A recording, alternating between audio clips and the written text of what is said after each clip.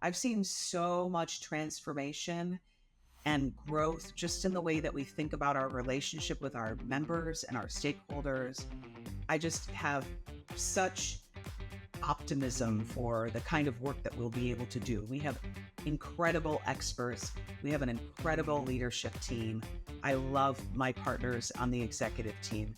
And I think that we are going to continue to help U.S. businesses, both here and abroad, continue to thrive.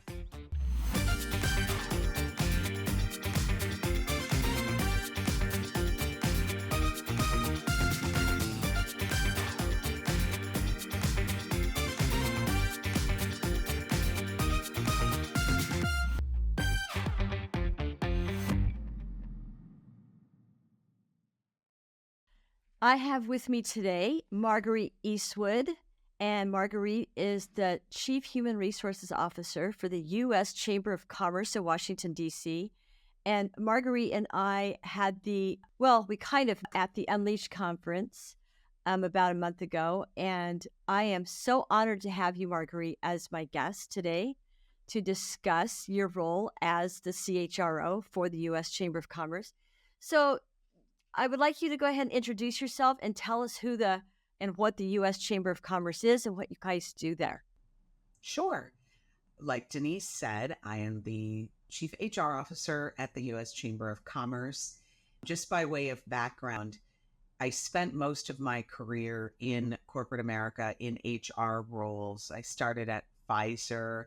I thought I would retire there, and then I came here for a 2-year assignment and somehow ended up in DC. I was in New York and I ended up in DC for a 2-year assignment that turned out to be 22 years and counting. I then moved to a biotech company called MedImmune. We were bought by AstraZeneca. From there, I moved to Booz Allen Hamilton, and I worked there for about 10 years. That was a great job as well. After Booz Allen Hamilton, I became the Chief HR Officer at a global law firm, and that found me in the middle of a pandemic at a global law firm. And then I was approached by a recruiter about the U.S. Chamber of Commerce about 2.5 years ago, and that's where I've been ever since.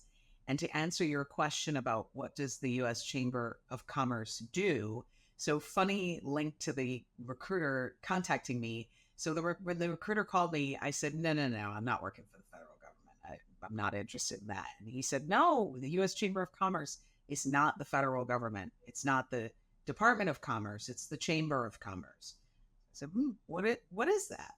So I learned through the interview process that the U.S. Chamber of Commerce is the world's largest business organization. So in a nutshell, what we do is we help leaders in government understand the needs of business to really support smart policymaking to help our economy. We help our members, who are generally CEOs, heads of government affairs, or general counsel at our member companies, navigate public policy risks. And we also take on public policy risk fights on the behalf of our members. So we have lobbyists, and we have a number of lawyers and a number of other very specialized staff to do that work. That is amazing. So now what about your role as an HR leader working, though, because you mentioned some of the other companies you work for, and I know Booz Allen Hamilton, even though they are a government contractor, they are still a private firm supporting government contracts, correct? Yes. And then some of the other companies you mentioned as well. So how does your role working for nonprofit now compared to the role as an HR leader working for-profit organizations?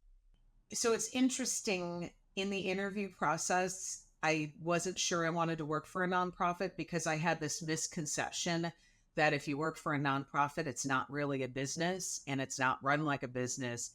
And boy, was I wrong. So in that way, it's very similar. We need to earn revenue from our members, and we need to earn that revenue so that we can do all of this great work.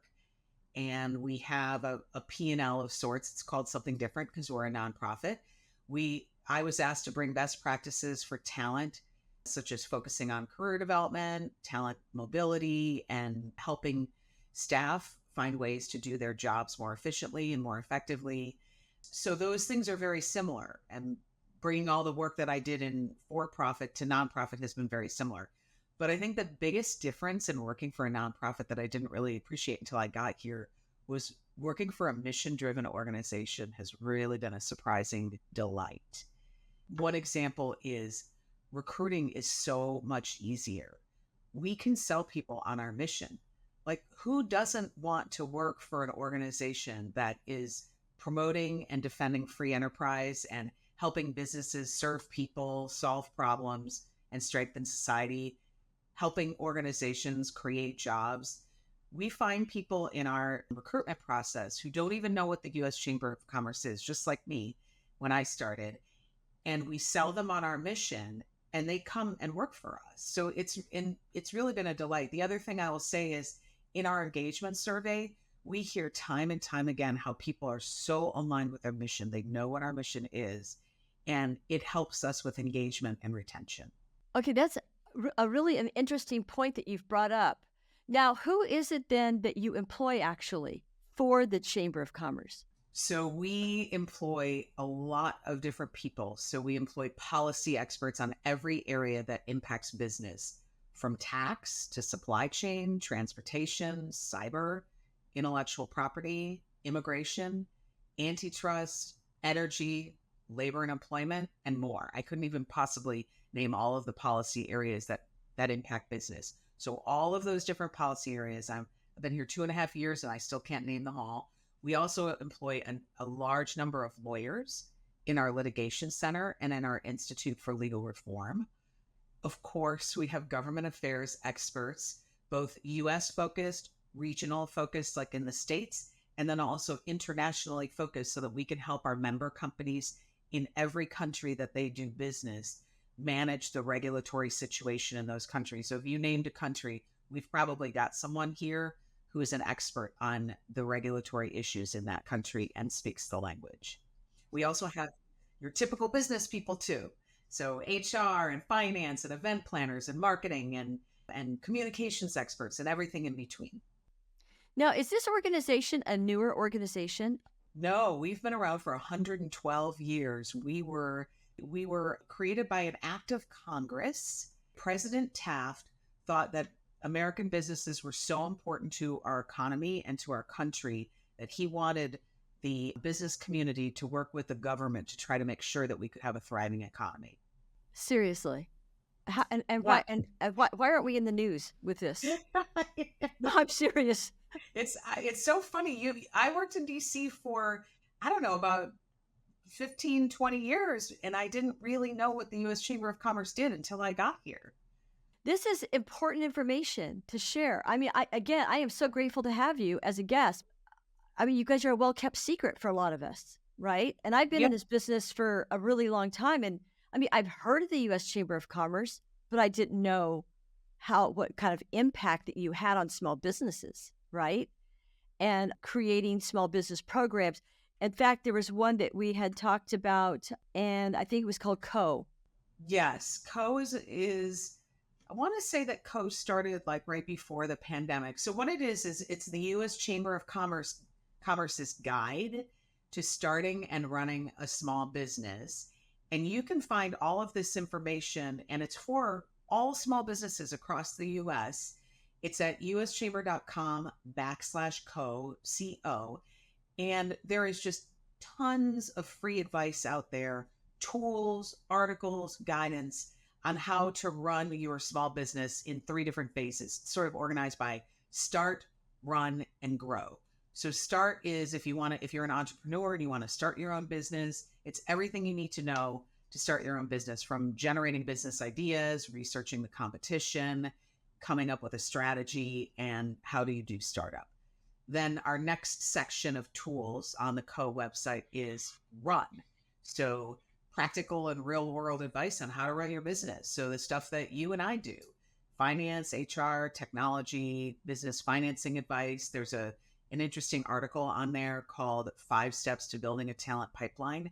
And if you think about these small business owners, and I know there are probably small business owners who run TA firms in your audience, sometimes building a talent pipeline is really hard when you don't have a lot of resources and you don't know where to start. So I thought that article was great. And then the third area is grow. And it's sort of our expert advice on how to grow your business, from attracting new customers to keeping your existing customers happy and having the capital to do it. Is there a charge to a small to be a co-member? The co website is free. And in fact, we've had some really great success with sort of search engine optimization. And a family member of mine who runs a small business was telling me that whenever he types in, like, how do I do this? How do I do that? 9 times out of 10, co pops up, which is, I mean, amazing. So it's free, and anyone can go out on our website and take a look at all the resources. So now how does co differ? How is it different than like the small business development centers that are around the US and the Small Business Association? Yes. So the small business associations are sometimes like state and local US chambers, and we have a relationship with smaller like state and local chambers and business associations, but we're not the same. And the employees of, like, the Omaha Chamber of Commerce are not our employees, but the Omaha Chamber of Commerce is a member of ours. So we work together to make sure that when there are regulations that are hitting at the state and local level that are impacting businesses, that we can carry a larger voice to the federal government and try to advocate on their behalf, and vice versa. There's something that's happening federally, and we want to voices on the ground. Name your favorite city and state. We use our Federation of local, state, and local chambers of commerce to help us do that. And we also have members who are other trade associations, industry trade associations that are impacted, that are business focused, and we work together with other trade associations as well, Such as? such as the National Association for Manufacturers, NAM, or Pharma, or the National Retail Federation. It is an alphabet soup. They all go by their. It's like the ABA, the American Bankers Association, the NRF, the NAM. But there are many of those trade associations who are members of the U.S. Chamber of Commerce. This is great information. Now, when you mentioned too that a small business, let's say I'm starting a small business and I need to hire employees. So is that going to be then part of the start Yes. phase? I think that one might be in run. Okay. Because usually small businesses start with one person, a single employee, and they kick off their smart business. And if they can make a go of it, then all of a sudden it's the first hire. And what I've heard in the conversations that I've been in with small business owners, the whole world changes once you make your one hire. And if you think about the pandemic, think about all those small businesses that couldn't operate and had payroll to run. Just having one employee really changed that. So now you mentioned also when we spoke about building a fit for purpose organization inside the chamber. So let's talk about that for a moment. How does that work in correlation with what we're discussing right now with small businesses?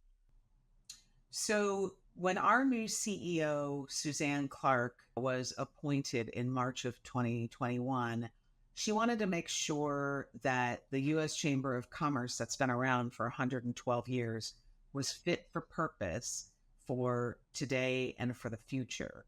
And so I was an early hire in her tenure, and we've made a number of other executive hires. And one of our missions is to make sure that we're using the best practices from our member companies. So we're running our business in the most sophisticated way that we can, and we're taking best practices from companies. So when I started, I had to evolve the HR function from more of like a transactional, like what you might expect like a mom and pop shop to have, much more focused on the administrative, and turn it into an organization that's focusing on career development and talent and pipelining, and using sophisticated best practices to attract, retain, and motivate our talent. So I spent the last 2 years doing that. I hired virtually an entirely new team, all from other businesses. And we've done everything from org design to revamping the talent acquisition function. building a learning and development function, focusing our performance process on career development, really leaning into culture. Although I will say that that is one thing that is very strong here. And there isn't anything more to do than to grow what is already great due to our great shared purpose that I talked about before in our mission. And we've also done some tweaking on comp and benefits as well. Okay, and going back on what you were just talking about, though, when you built this, and I want to make sure I read it correctly here, this fit for purpose organization, when you guys created this, it was with the small business in mind, because you mentioned also too, Marguerite, you've got different people that you're employing here, policymakers, I mean, for a number of different organizations. And then also you talked about members. So does the fit for purpose then benefit only the small business, or does it benefit these other organizations too that are participating members? Oh, I misunderstood your question. So when I was thinking about fit for purpose, I was thinking about the U.S. Chamber of Commerce being fit for purpose to serve all the entire business community, all of our stakeholders, governments, and our members. And we serve members both big and small. We serve members from the largest brand name blue chip businesses that everybody knows the name of to the smallest small business on Main Street and everything in between. And you decide what kind of membership you want to have based on what your needs are. But as I mentioned before, we have all these policy experts and we have a council on all of these policy areas. So when you're a member of the chamber, you determine which councils are most important to you. So tax might be a really important issue to you, or energy and environment might be an important issue, or depending on what kind of company you're running. And so you pick which councils you want to be on. Maybe you are trying to go broaden your business overseas, and you want to build your business in Brazil and India and some other countries. We have a council for each of those countries, and you can work with our experts and other companies that have businesses on the ground in those countries and share best practices and collaborate and get help and assistance. Okay, so if I'm running a small business then, or a medium-sized business, whatever, and I want to then participate as a member on this council that you talk about, and the council is called Small Business Council, right? If you're a small business, you would probably want to join the Small Business Council. Absolutely. Yes. As a member of the Small Business Council, then I believe from our previous conversation, you had mentioned too that you actually have the right to, or I should say, maybe not the right to, you're able to give input in what is going to, and what the council is going to then participate in, especially. Now, are there various councils for each different segment? Yeah. So let's talk about the Small Business Council first. So the Small Business Council is for small businesses. So you join the chamber and you join the Small Business Council, and that is an action group. It's sort of a policy committee and an action group that represents issues of concern to small businesses. So it helps in formulating small business policy in the United States. So when there are new regulations coming out, we'll provide comments to regs that might impact small businesses.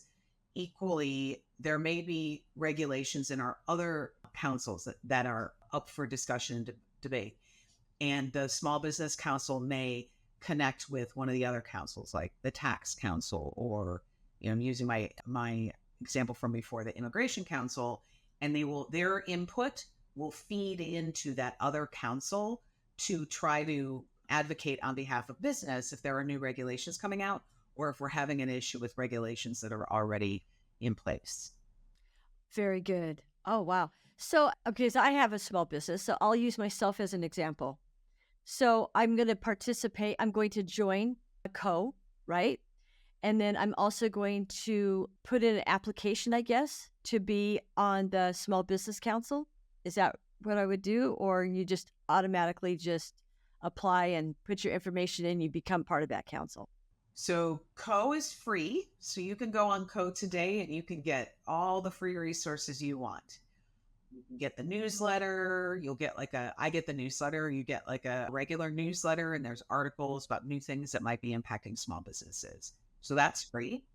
If you want to join the Small Business Council, you would first sort of, there's a form that you can fill out online, or I connect you with the right person, and you would get a small business membership with the U.S. Chamber of Commerce. It's obviously a very different price point than if you're a big business and you're on numerous different councils.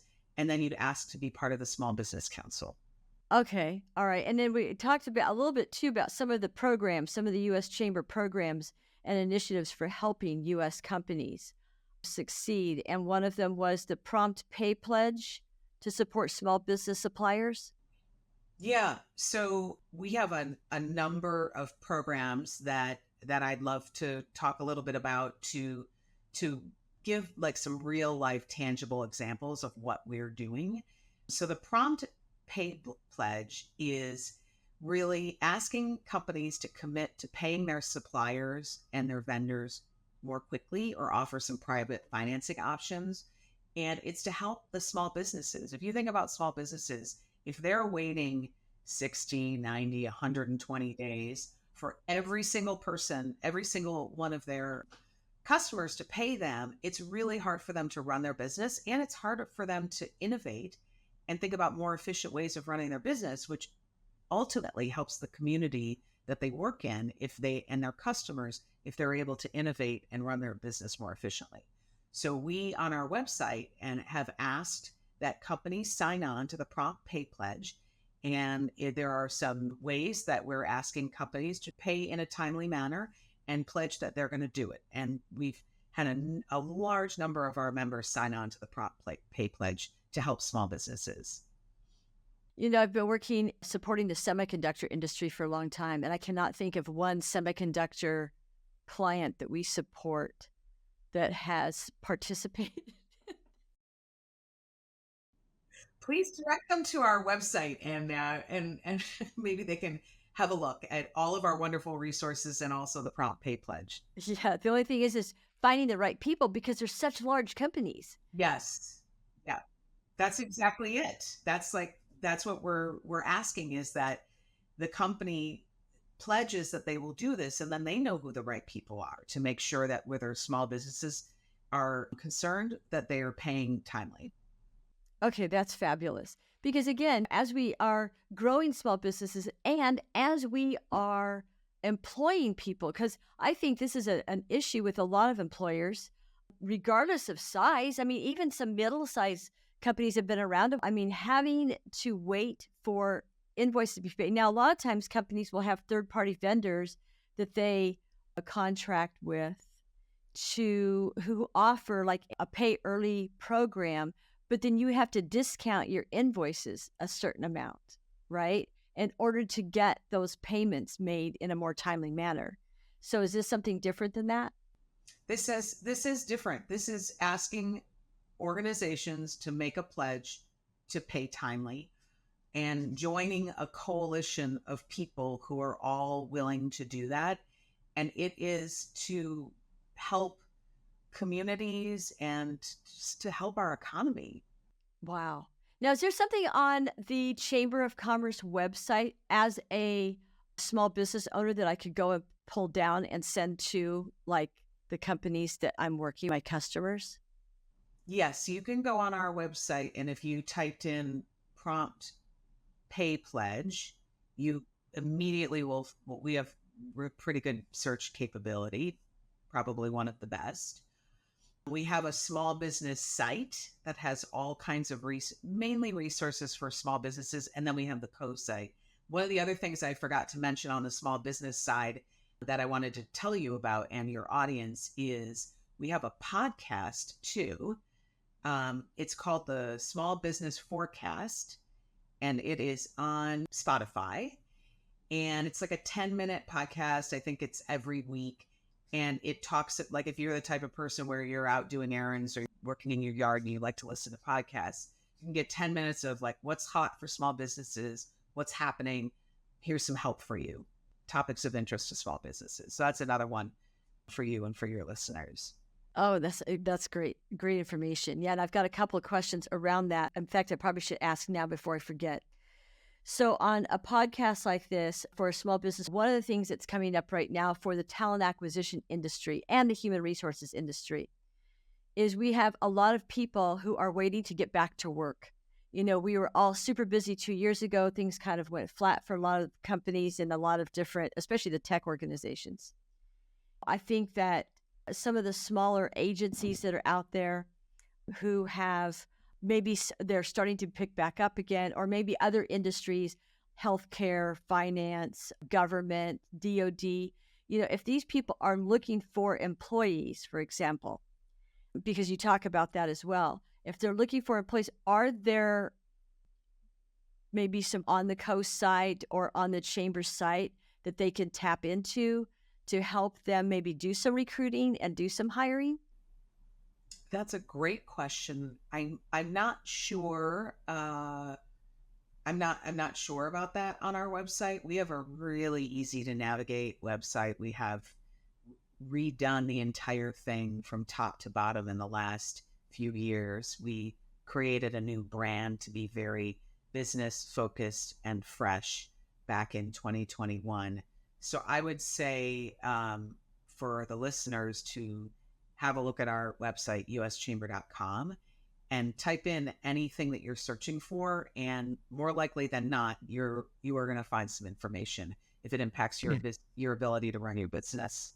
Yeah, that's great news. As a small business, a lot of the traditional and the current job boards, if you would, LinkedIn, Indeed, ZipRecruit, they all charge a lot for small companies to come in and use those platforms for hiring.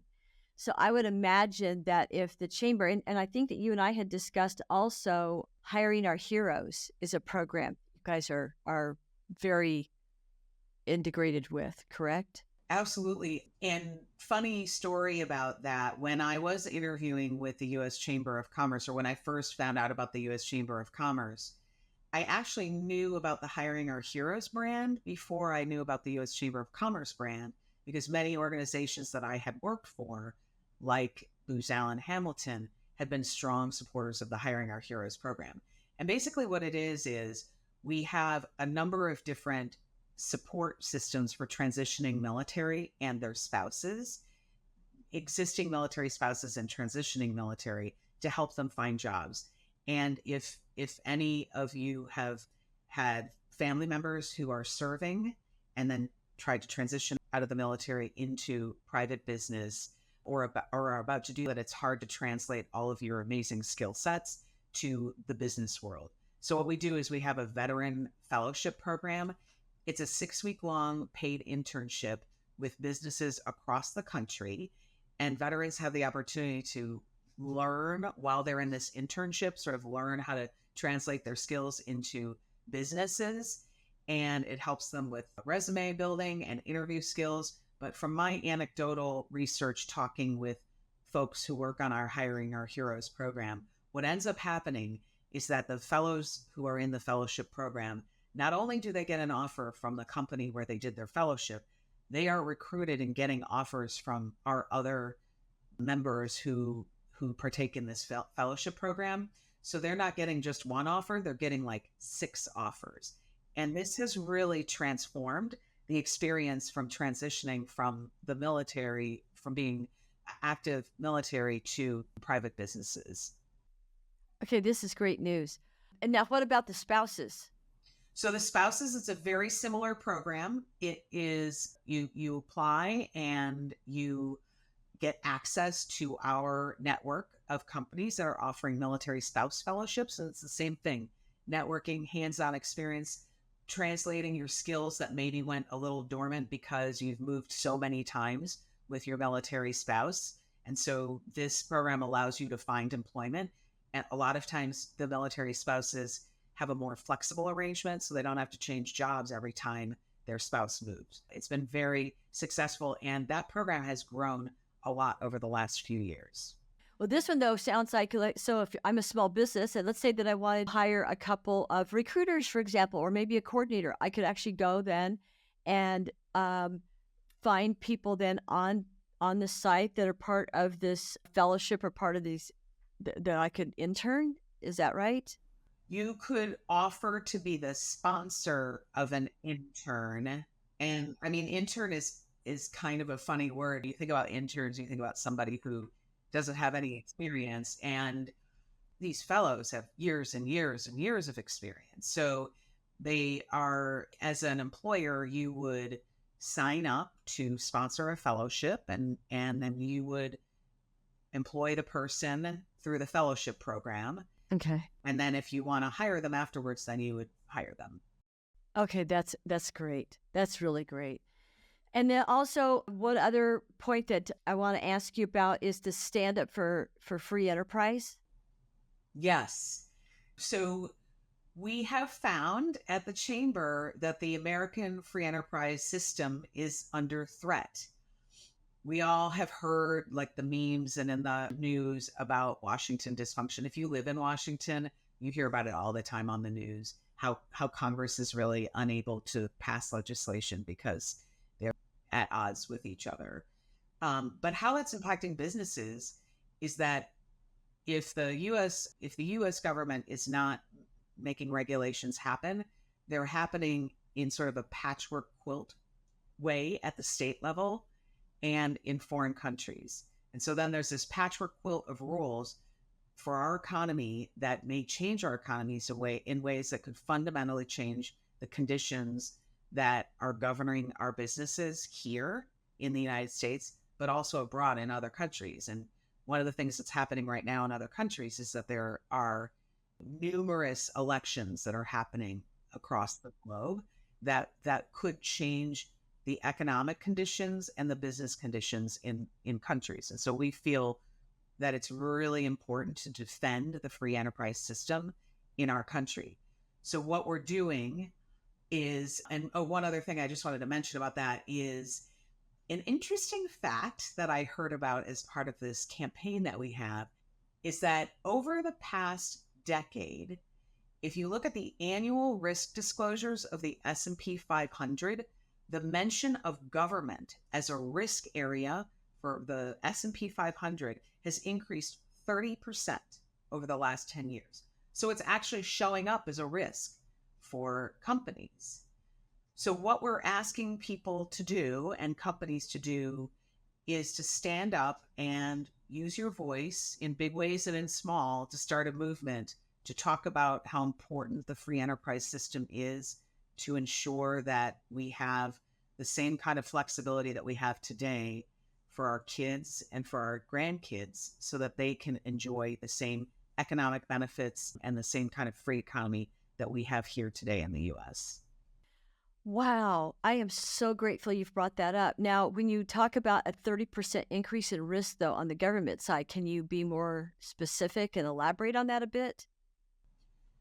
So the risks are noted in the financial documents, and they have to do with like if a credit card company all of a sudden there's a regulation that happens where they can no longer charge late fees, that risk could harm their revenue and they'd have to lay off employees. There would be uh, shareholder decline. So it's things like that are happening in the sort of regulatory environment that are showing up on these documents that are risks for companies. And there's a whole number of them. There has been a real interest in preventing mergers and acquisitions, and that can show up as a risk issue for organizations in their financial documents. So there's all kinds of different examples, but hopefully that helps. It does help. It helps. One thing that came up recently, and I don't know, I guess this was a government. There's the discussion around removing the non-compete and non-compete, right, for companies. And how is that? I mean, have you heard how that could impact then small businesses or even medium-sized or even large business, I suppose, and what that's going to do to our workforce? Yes, that is something that we have definitely provided lots of feedback through our member councils to the FTC about that. And what we're doing in response to that reg is our U.S.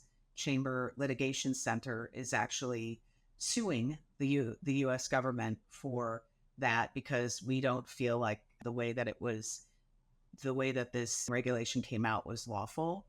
And we do feel that there should not be an across the board ban on all non competes, and that can harm companies who need non competes at very senior levels to protect intellectual property, things like pricing and so forth. I know when I worked in the government contracting industry, pricing and so those competitive practices are really important to be protected at the senior levels.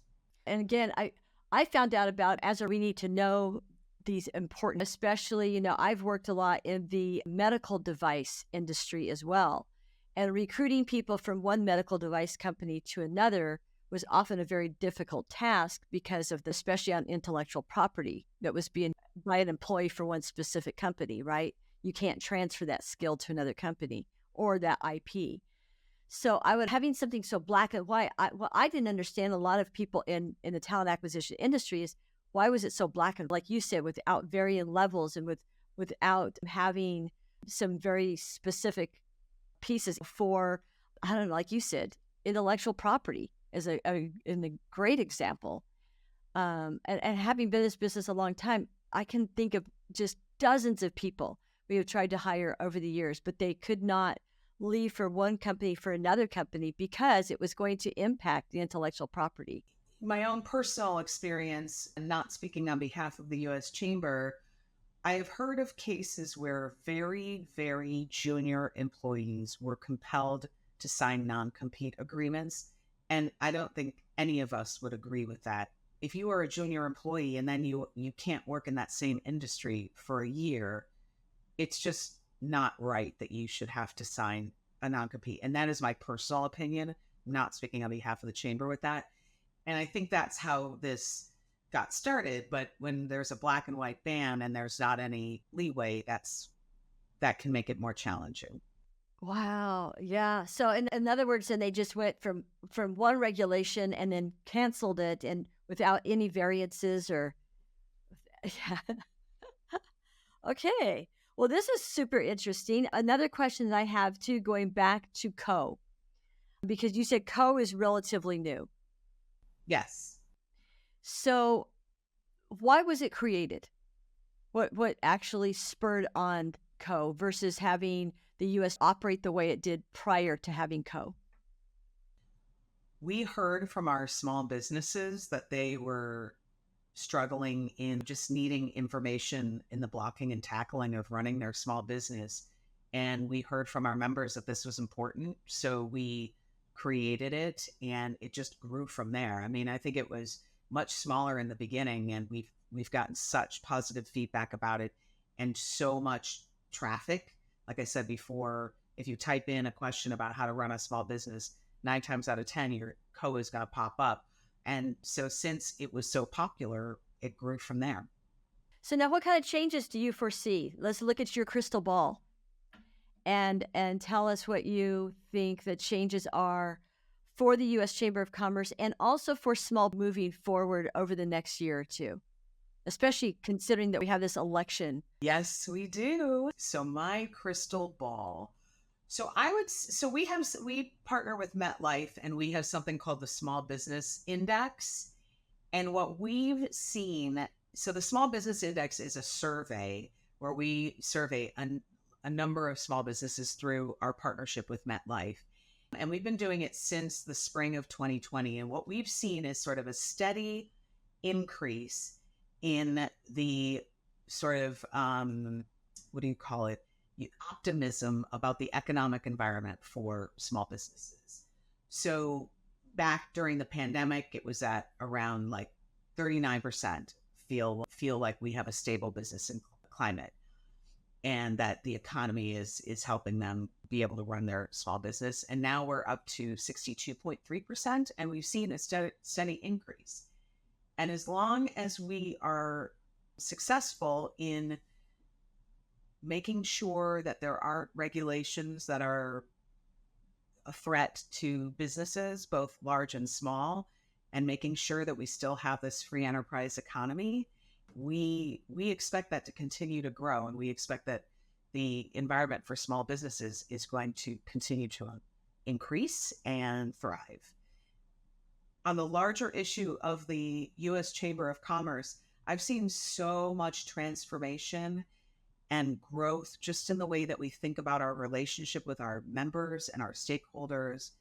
I just have such optimism for the kind of work that we'll be able to do. We have incredible experts. We have an incredible leadership team. I love my partners on the executive team.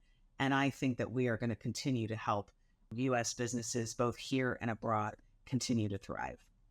Oh, I totally agree. Like I told you before, I want to be part of this. I really do. You mentioned too the stand up for free enterprise. How can anybody then participate and kind of start getting their voice out there? I mean, what are the right avenues? Right away, people are going, well, who do I to make my voice heard? If you go to uschamber.com, the front page is a story about free enterprise, and it's also at the ribbon at the top. Just click on it, and you can enter your name and your email address, and you will receive information about how you can stand up for free enterprise. Words that you can say, messages that you can use at cocktail parties or with your friends, more ways that you can become part of the coalition. That's fabulous. And then also on the small business podcast, you said it's on Spotify, and it's called Small Business Forecast, right? It's called Small Business Forecast. Okay. And then I'm just trying to make sure I'm covering my bases here for anybody who wants to, because there's a lot of different functions here. And then also for the Hire Our Heroes, is that also on the U.S. Chamber of Commerce site? That one, you just type in Hiring Our Heroes, and I believe it's hiringourheroes.org. Okay. Or just in your search engine, type in Hiring Our Heroes, and you're going to get, the fellowship program, the military spouse program, all of the different programs that we have to help our veterans. Okay, perfect. And that's for anybody who wants to be a sponsor as well and be able to take advantage. Anything else you think of that we haven't covered here? Because I mean, obviously what you do is phenomenal. I think the fact that this is 112 years old, it's just, I'm speechless on that part. We need to advertise, I think, some of these amazing programs and some of these resources to our community, whether it's the talent acquisition community, which is what we support, of course, to small businesses. Because from what I heard a while back, I think 95% of small businesses, somebody had told me at one point, and this was going back to 2015, I believe, were owned by baby boomers and the silent generation. And it was kind of unclear as to how many people from the subsequent generations, X, millennial, whatnot, were going to be interested in being entrepreneurs and small business owners versus working for larger corporations as kind of following that trend. So do you have any information on what percentage of our businesses here in the U.S. are small businesses? I know that the majority of jobs are in small businesses, not big businesses. So that's amazing. People are more likely to be employed by a small business than a large business. Another thing I know is that many small businesses have been started by immigrants.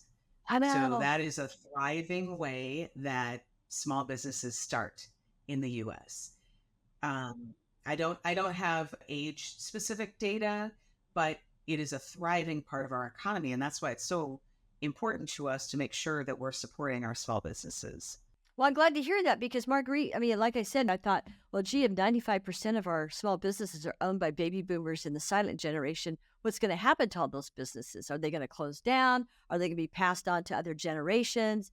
That type of thing. And you do kind of see some of that where businesses are staying in families, they're being passed on. I know I'm supporting a small business right now out of Tulsa, Oklahoma. They make medical gear, and they're a smaller business. They have about 34 employees. But the guy who's the president of the company, he actually acquired the majority shares of the company from the previous owner. So, I mean, it kind of passed on that way, but they're growing the business. I mean, they kept it going. So I'm hoping that we can hear more of and understand too, like you said, that most business owners or most small are started by immigrants. That's fabulous news. So I appreciate this.